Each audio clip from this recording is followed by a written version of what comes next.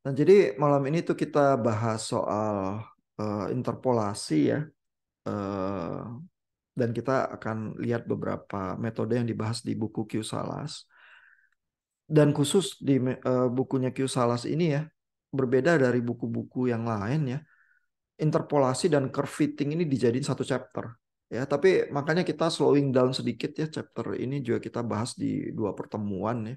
Karena walaupun apa satu chapter terus kayaknya cepet ya, cuman beberapa sub chapter aja, tapi menyimpan banyak apa pembelajaran gitu ya. Dan interpolasi sama curve fitting itu dua dua hal yang berbeda itu sebenarnya. Cuma secara fenomena kita tuh dapat titik-titik data ya, ada titik X dan Y yang muncul mungkin dari pengukuran atau dari angka-angka fenomena tertentu ya. Eh, Lalu kita bisa melakukan dua hal yang berbeda ini, yang satu interpolasi, yang satu curve fitting. Ya, nah apa bedanya ya? Makanya di awal chapter ini eh, Q Salas itu memberikan ya perbedaannya ya. Yang pertama kalau interpolasi ya, yang tadi juga dibahas oleh Pak Akbar dan Pak James ya, itu adalah menemukan satu kurva yang melewati semua titik interpolasi itu. Ya, jadi kalau saya punya titik X dan Y gitu ya, terus ada beberapa titik ini, maka problem interpolasi adalah problem menemukan kurva yang melewati tepat di semua titiknya. Sehingga kalau saya melakukan interpolasi itu ya, maka saya pilih titik X dimanapun ya, yang di luar titik-titik data yang saya punya, saya bisa nih tarik ke kurva interpolasinya, terus saya bisa dapat titik Y-nya juga. Ya dengan kata lain, kalau saya punya titik-titik hasil pengukuran, entah dari sensor, entah dari apa data-data statistik gitu ya. Lalu ada kan titik itu nggak nggak menyeluruh ya. Saya cuma punya titik-titik tertentu. Tapi kalau saya mau tahu ya titik yang lain yang tidak ada di data saya, sebenarnya Y-nya berapa? Kalau saya mau estimasi berdasarkan data yang saya punya gitu ya, saya tinggal ambil Y-nya terus masukin ke kurva interpolasi, nanti saya dapat apa dari titik X tertentu saya bisa dapat titik Y tertentu karena saya punya kurva interpolasinya ini. Ya. Nah, itu problem interpolasi itu ya. Jadi menghasilkan kurva yang melewati semua titiknya dengan tepat sehingga saya bisa punya titik Y dari titik X yang tidak ada di data set asli saya gitu ya. Nah, ini sangat berguna ya dan problemnya mirip dengan problem predicting ya. Tapi sebenarnya kalau interpolasi ya problem interpolasi ya artinya saya nggak punya titik datanya, tapi saya mau tahu ya di titik X itu yang saya nggak punya titik datanya, Y-nya sebenarnya berapa ya? Kalau dengan interpolasi saya bisa melakukan hal itu ya. Jadi seolah-olah saya tuh bisa mempredik sesuatu. Ya. Nah, apa bedanya sama curve fitting? Nah, bedanya adalah ini. Kalau curve fitting ya, saya tuh nggak berusaha membuat garis eh, kurva saya itu memotong semua titik data dengan tepat. Ya, karena dengan pemahaman bahwa titik data saya itu ada errornya juga tuh di situ. Ya, jadi saya mau misalnya ini titik data saya kok kayaknya meliuk-liuk gitu ya. Tapi saya sebenarnya dari segi teori saya tahu sebenarnya fenomena saya itu linear. Misalnya ya, misalnya saya tahu dengan tepat bahwa fenomena saya itu linear. Jadi yang dilakukan oleh curve fitting ya adalah misalnya membuat garis lurus yang paling dekat dengan semua titik data sehingga errornya ya dari titik data saya ke garis lurus itu errornya itu yang paling kecil gitu ya, itu curve fitting ya. Jadi kalau ini ya penjelasannya Q Salas ya di sini, kalau interpolasi maka kita mengkonstruksi satu kurva yang melewati semua titik data, maka secara implisit kita berasumsi bahwa titik data kita itu akurat dan distinct ya, tepat berbeda gitu ya. Nah, kalau curve fitting itu dikenakan kepada data yang kita pahami terkena noise ya. Jadi data saya mungkin tadi harusnya kalau nggak ada noise itu di satu garis lurus gitu ya. Tapi ini kena scatter nih, kena kena noise gitu ya. Sehingga garisnya nggak lurus lagi. Tapi saya tahu fenomena saya garis lurus. Ya, sehingga yang saya lakukan di dalam curve fitting adalah memaksa ada garis lurus yang menembus semua titik data saya. Tapi saya mau errornya itu paling kecil terhadap titik data saya. Gitu ya. Karena saya tahu semua pengukuran data ada errornya. Ya, jadi curve fitting itu memahami bahwa secara teoritis ada error terhadap data pengukuran saya. Kalau interpolasi itu enggak, ya apa? Saya berasumsi titik data saya itu tepat ya, sehingga kurva yang saya bentuk itu harus dipaksa supaya lewat titik datanya secara tepat gitu. Jadi ini eh, metodenya mirip ya, matematikanya beda sih ya. Kalau dibaca di QSALS matematikanya beda, tapi sebenarnya kepentingannya mirip ya. Kalau saya punya garis curve fitting ini, saya dikasih titik X, bisa juga meramal titik Y tertentu ya dari titik X saya. Kalau saya dikasih garis interpolasinya, basically saya sebenarnya berusaha meramal di antara titik data ini yang saya nggak punya, gerakan kurvanya seperti apa gitu. Ya. Nah, kita coba lihat dulu ya yang interpolasi ya, nanti yang regresi mungkin minggu depan nanti kita lihat lagi secara lebih mendetil ya. Nah, yang interpolasi itu problemnya cukup sederhana ya. Kita sebenarnya kalau belajar matematika kita agak tahu juga ya, kalau ada kita punya dua titik data aja, kalau cuma dua, maka kurva yang menghubungkan dua titik data itu garis lurus ya.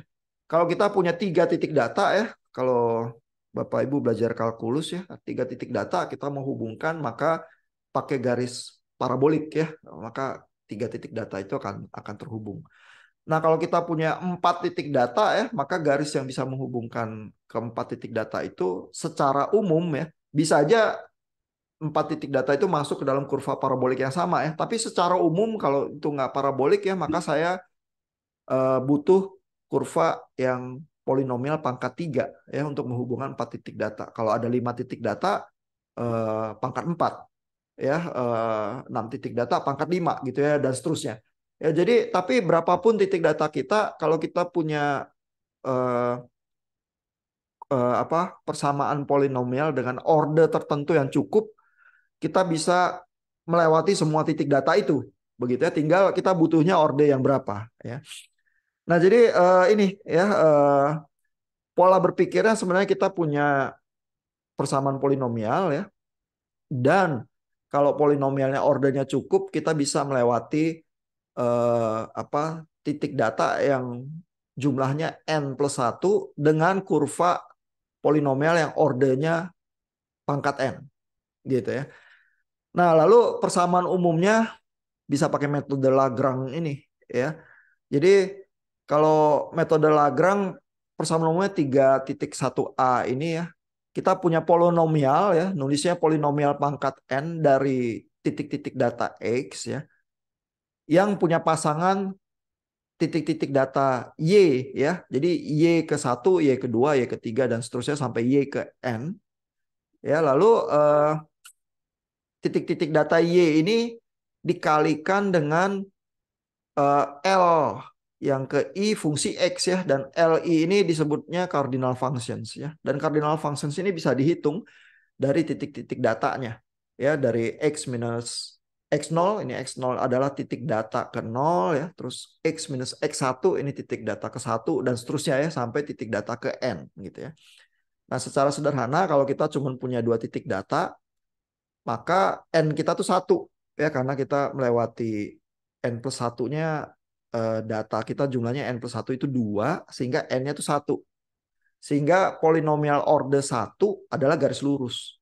Ya, dan ini kalau belajar aljabar mungkin SD atau SMP juga kita kita udah tahu ya, ada dua titik terus kita berusaha lewatin pakai garis lurus. Ngitungnya seperti ini ya. X minus X1 ya, titik ke 1 dibagi eh, X ke 0 minus X1 ya, ini dapat L0-nya, lalu L1-nya X min X0 dibagi X1 minus X0 gitu ya. Lalu nanti masukin ke persamaan polinomial Lagrange-nya ini, polinomial fungsi X adalah Y0 kali L0X tambah Y1 kali L1X. Kita terus punya persamaan garis lurus terhadap X begitu ya, yang melewati dua titik ini. Nah, kalau kita punya tiga titik, kita perlu persamaan kuadrat ya, sehingga kita punya L0, L1, dan L2 yang masing-masing dihitung dengan rumus ini ya, sehingga kita masukin ke P persamaan polinomialnya fungsi X order 2 ya, kita dapetin persamaan kuadratik yang bisa melewati eh, tiga titik data itu gitu ya. Nah, lalu si persamaan apa kardinalnya ini ya, L ini fungsi X ini ya, ini tuh punya angka ya, punya koefisien satu hanya pada saat I sama dengan J gitu ya, dan I sama dengan J ini eh, kalau nggak sama dengan L-nya ini ya jadi nol ya, sehingga kita tuh punya sesuatu yang disebut Kronecker delta ya. Eh, Kelakuannya jadi L ini ya seperti ini ya. Jadi kalau kita punya tiga titik pada saat I sama dengan J ya, dan I dan J ini adalah eh, angka X kesekian gitu ya. Jadi XI, YI, terus XJ, YJ gitu ya. Nah ini eh, misalnya di sini ada contoh. Kalau X0-nya itu di titik 0, X1-nya di titik 2, X2-nya di titik 3 gitu ya. Maka kalau Y-nya apa? eh, L yang ke 0 ya, cuman ada muncul pada saat titik X0 ini 0. Ya, lalu sisanya di titik-titik yang lain dia jadi 0. Ya, pada saat X1-nya sama dengan 2 ya, cuman yang kedua ini yang on jadi satu, yang lainnya tuh jadi 0 gitu ya. Jadi dia L ini cuman on pada saat titik I sama J-nya sama ya. Jadi pada saat X sama Y-nya itu sama. Pada saat X1 maka L ini hanya muncul untuk Y1 gitu ya. Jadi eh, apa Kronecker delta ini cuma muncul satu kali doang, yang lainnya nol ya. Misalnya untuk garis yang ini munculnya di titik apa I sama dengan nol, sisanya nol ya. Terus untuk yang garis ini nih L1 munculnya cuma pada saat eh, X sama dengan X1-nya sama dengan 2 di sini. Yang lainnya nol. Ya, kalau titik L2 yang ini munculnya cuma pada saat X2-nya sama dengan 3 di sini doang ya, yang lainnya nol gitu. Ya. Nah, ini persamaan Lagrange ya. Jadi dengan menghitung apa persamaan Lagrange ini ya, dimasukin ke apa code Python-nya ya. Ya, kita kita bisa ya dapetin garis polinomial yang melewati semua titik data kita gitu ya.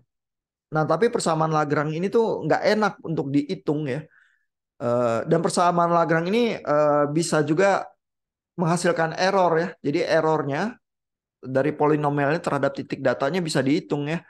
Eh, Apa sebagai fungsi xi tertentu ya. Ini huruf Yunani bacanya xi ya. Yang apa besarnya di antara interval x0 sampai xn gitu ya. Jadi waktu kita bikin apa garis polinomialnya motong semua titik datanya itu tetap ada error ya. Errornya bisa sangat kecil ya. Nah, nggak enaknya metode Lagrange ini adalah dia tuh nggak enak untuk diprogram ya, sehingga yang lebih populer karena kan ini harus ngitung semua apa L0, L1-nya begitu ya untuk menghasilkan polinomialnya ini begitu ya.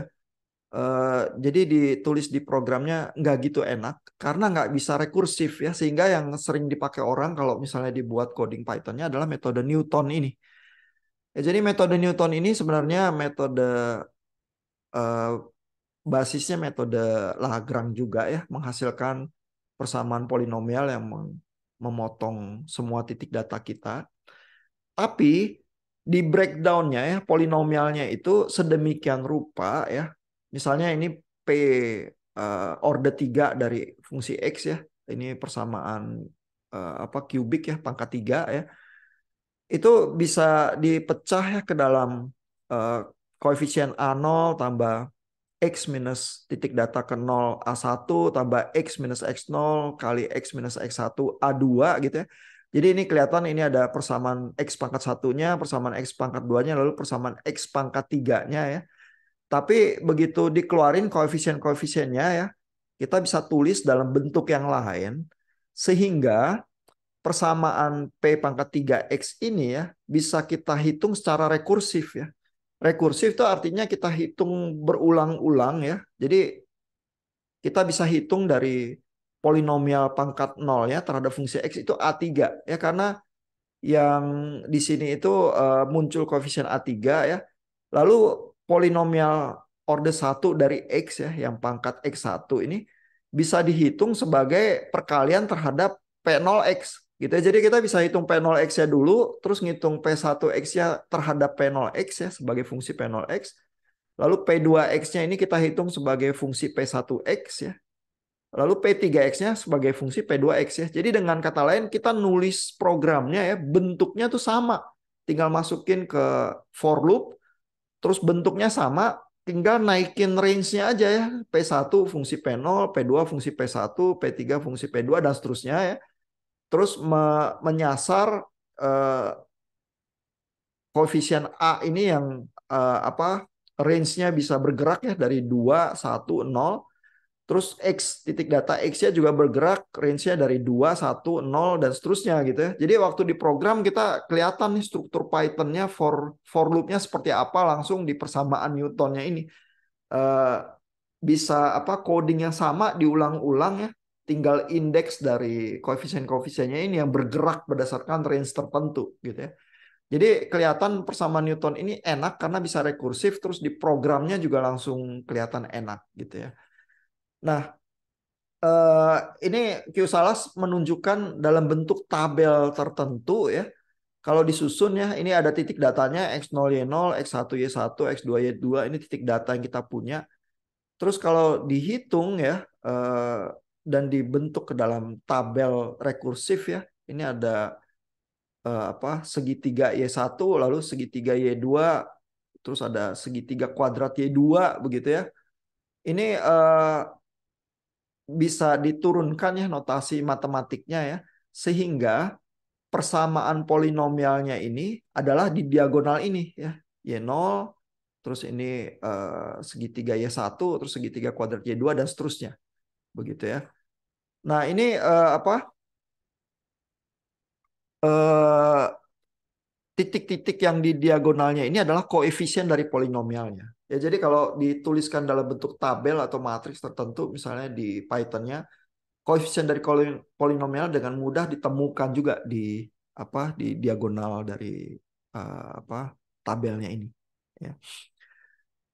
Nah, ini terus ada coding Python-nya ya disediakan juga oleh Q-Salas ya. Jadi cukup singkat juga ya. Terus kita lihat di sini ada for loop-nya ini, dan kita lihat ada P ini yang dimulai dari A ke N tertentu ya. Lalu dihitung sebagai perkalian dari P yang sebelumnya begitu ya.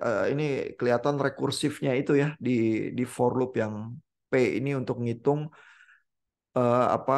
koefisien polinomialnya itu ya. Nah, eh, sampai di sini ya paling tidak kita bisa punya dua metode untuk melakukan interpolasi itu ya terhadap titik-titik data kita.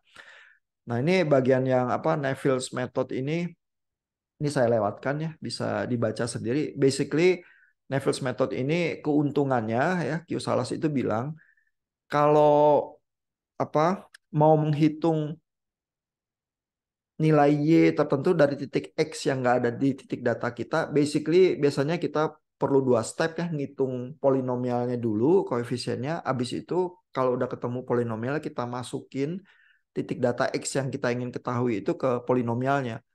Jadi ada dua step itu. Nah, Neville's method ini menghitung angka titik Y terhadap titik X tertentu yang kita ingin tahu itu hanya dalam satu langkah saja gitu ya. Nggak mesti nyelesain polinomialnya dulu ya. Jadi lebih lebih hemat dari sisi komputasi ya kalau kita nggak suka yang Newton itu ya. Jadi tapi bisa dilihat di sini ya penjelasannya.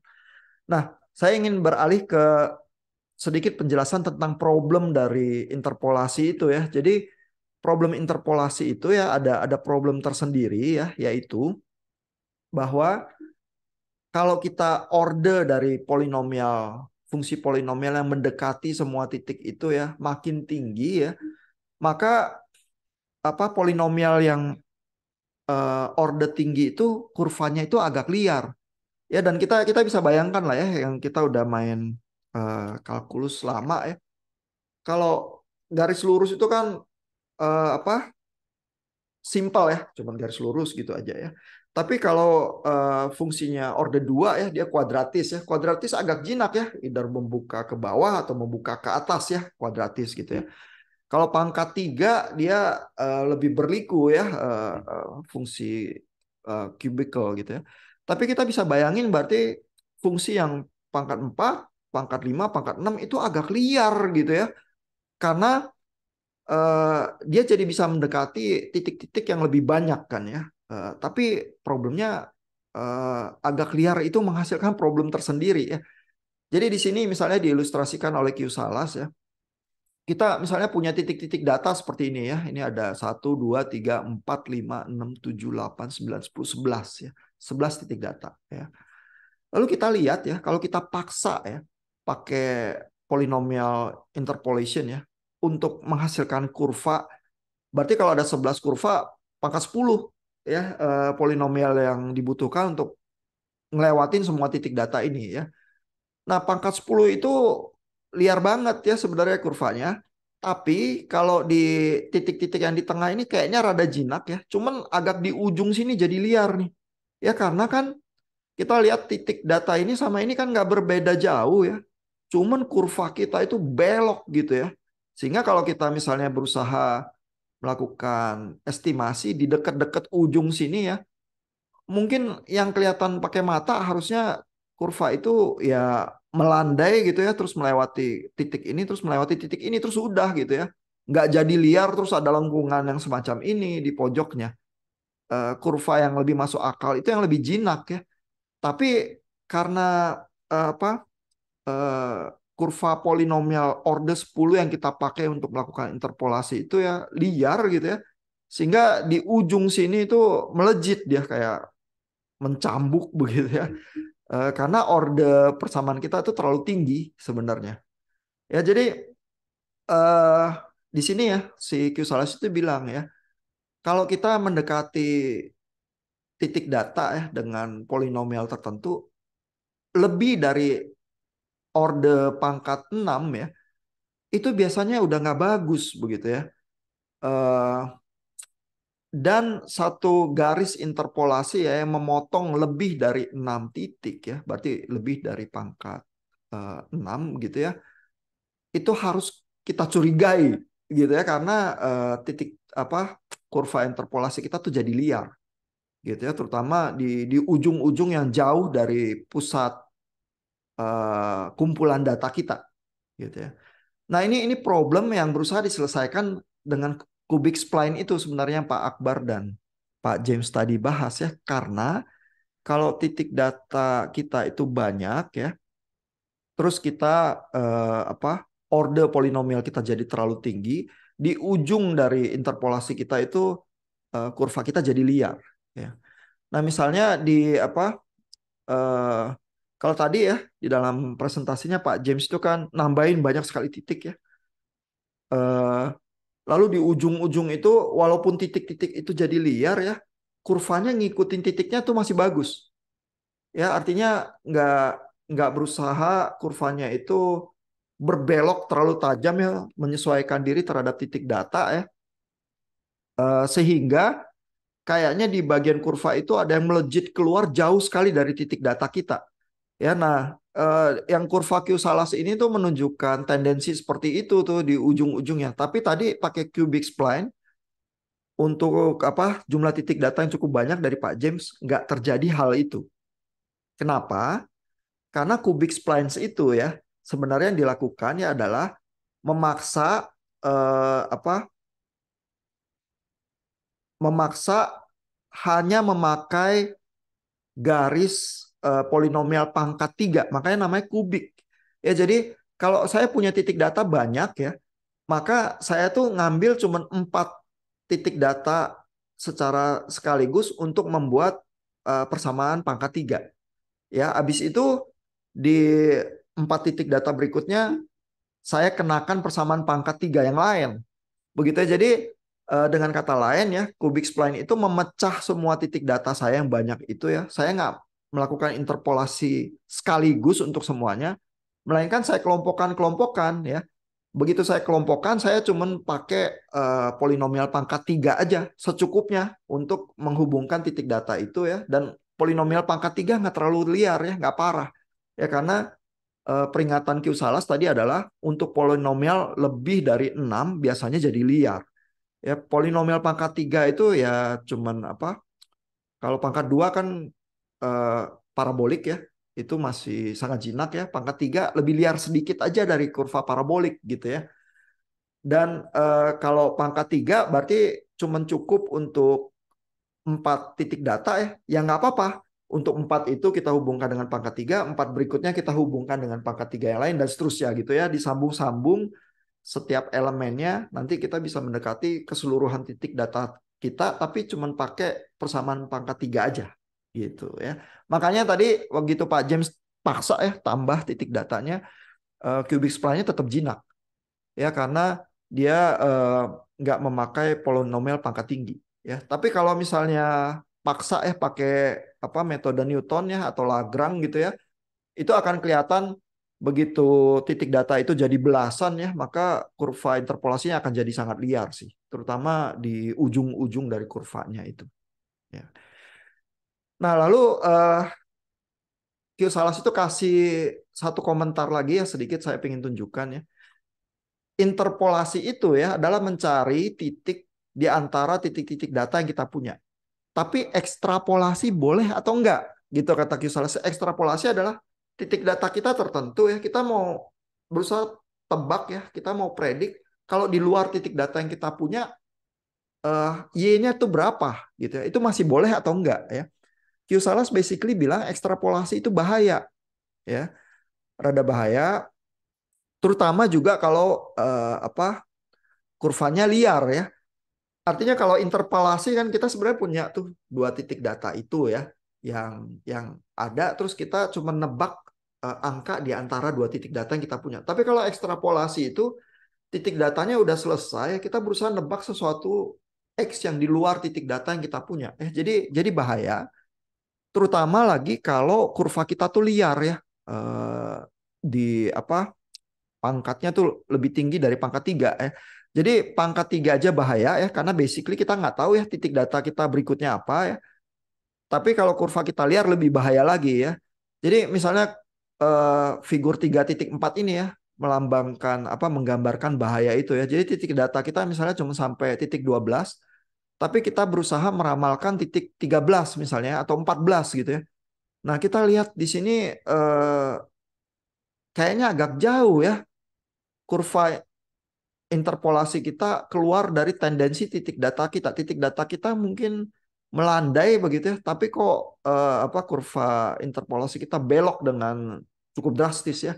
Jadi kalau kita coba ekstrapolasi ya di luar keberadaan titik data kita kayaknya rada bahaya nih.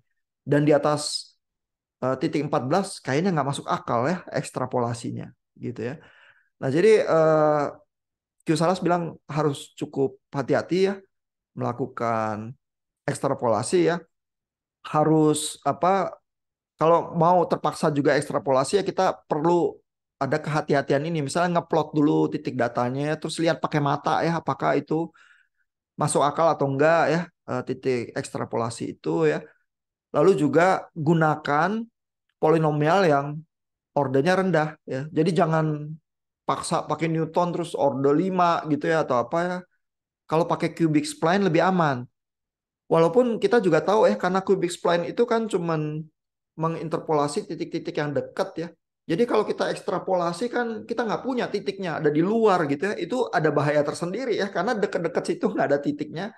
Walaupun kita pakai cubic spline, tapi kalau kita mulai ekstrapolasi jadi rada bahaya. gitu ya. Padahal cubic spline udah jinak gitu ya kurva polinomialnya gitu ya. Jadi perlu ekstra kehati-hatian ya. Atau katanya Q Salas pakai kurva yang logaritmis ya, jangan linear ya. Jadi log X versus log Y gitu misalnya, karena kurva-kurva yang pangkat tinggi kalau kita logaritmakan cenderung kelakuannya kayak garis lurus gitu ya. Dan kalau garis lurus itu kan kurvanya jadi lebih jinak ya. Jadi kalau kita meleset mungkin nggak sangat parah juga gitu ya. Jadi itu apa wanti-wantinya Q Salas ya terhadap problem ekstrapolasi. Ya. Nah mungkin untuk malam ini segitu dulu ya materi kita. Ada pertanyaan atau komentar nggak dari Bapak Ibu? Nah ini bakal jadi menarik ya kalau Bapak Ibu mulai pikirin soal life hack project ya. Misalnya Bapak Ibu punya data ya, fenomena tertentu ya. Lalu titik datanya nggak lengkap, tapi problemnya yang mau diselesaikan adalah berusaha di titik tertentu itu kita predik ya berapa sih angkanya gitu ya. Nah itu bisa pakai teknik interpolasi ini. Ya tapi jadi perlu tahu penyakitnya ya. Interpolasi itu ya katakanlah bisa pakai cubic spline itu, tapi apa bahayanya dan sebagainya ya. Dan kalau apa fenomenanya itu dimodelkan ya, terus diinterpolasi, hasilnya masih masuk akal nggak gitu ya, dengan memahami fenomena itu yang berusaha dijawab itu ya pakai metode interpolasi itu. Ya, tapi nanti coba ya pada saatnya kalau udah waktunya nanti di pertengahan pertemuan semester akselerasi ini Bapak Ibu harus berusaha mempresentasikan sedikit ya apa problem yang berusaha diselesaikan ya. Nanti berusaha dipikirkan ya metode mana yang cocok dan terus datanya ada atau enggak. Terus kalau diproses datanya apakah bisa ada potensi masalah tertentu ya. Nanti nanti Bapak Ibu bisa ada kesempatan untuk memikirkan hal-hal itu. Ya. Ada pertanyaan Bapak Ibu? Komentar? Kalau nggak ada kita sampai di sini ya. Nanti recordingnya nanti saya pasang lagi di LAN untuk Bapak Ibu bisa buat belajar atau mereview. Ya. Thank you Bapak Ibu. Selamat malam, selamat istirahat.